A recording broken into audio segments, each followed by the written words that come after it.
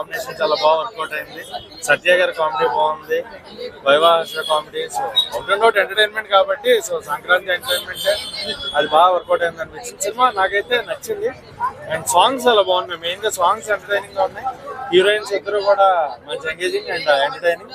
So Ravi Teja గారు నాకు తెలిసి ఆయన జోనర్ ఆఫ్ ఎంటర్టైన్మెంట్ ఓవర్ గా కాకుండా చాలా సెటిల్ గా పెర్ఫార్మెన్స్ చేశారు. So cinema was good. ఖచ్చితంగా అంటే ఎంటర్టైన్మెంట్ సంక్రాంతి మనకు కావాల్సిన ఫ్యామిలీ ఎంటర్టైన్మెంట్.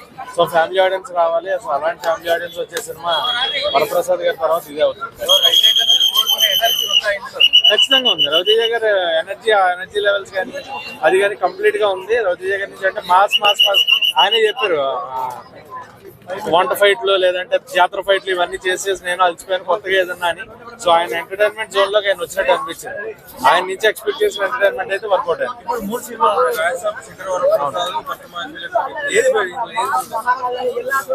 రెండు చూడొచ్చు అన్న. శంకరవర ప్రసాద్ గారు రెండు ఫ్యామిలీ ఎంటర్టైన్మెంట్ కాబట్టి రెండు ఒక సంవత్సరం ఫిలిమ్స్.